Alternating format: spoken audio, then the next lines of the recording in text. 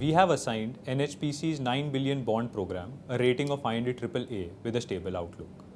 The credit strength of NHPC stems from the cost-plus regulated regime outlined by CERC, under which NHPC operates its hydropower plants, that guarantee a return of 15.5% for the run-of-the-river plants and 16.5% for the projects with storage, along with recovery of all reasonable costs.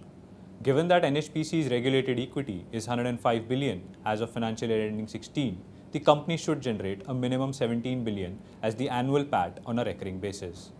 Additionally, given the efficiency with which NHPC operates its plants, as reflected through higher plant availability than benchmark levels, higher generation than design energy, it has been able to generate nearly 6 billion as the incentive income during FY16, which has aided the cash flows. Additionally, NHPC's credit profile remains comfortable with net leverage of nearly 2.5 times in FY16, and we expect the leverage to remain in the range of 2 times to 3 times for NHPC.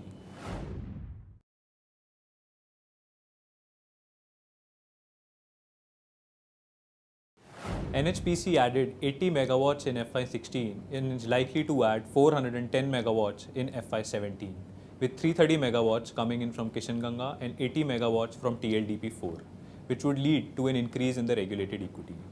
FY18 is likely to see no hydropower capacity addition.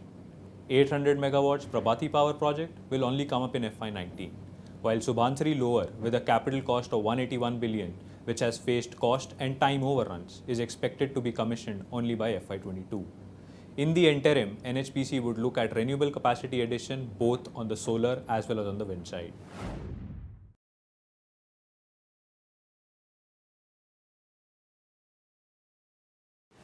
NHPC has long-term power purchase agreements with the distribution companies for the supply of power. Given the low average cost per unit for NHPC at nearly 3.5 rupees per kilowatt hour, the offtake risk per se remains low.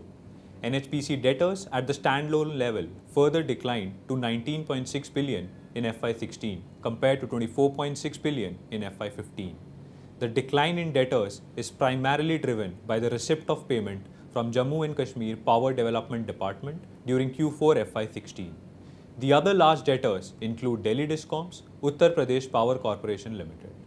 However, NHPC has been able to manage its receivables based on its dominant position in the hydro sector, low per unit price, Government of India ownership, presence of a letter of credit, regulation of power, and prompt payment discounts. Additionally, successful implementation of the Uday scheme, which aims at improving the financial health of discoms through operational and financial turnaround, could result in timely payments from the discoms. Given that both J&K and UP, the two large debtors for NHPC, are a part of the scheme, the debtors outstanding could moderate for NHPC going forward.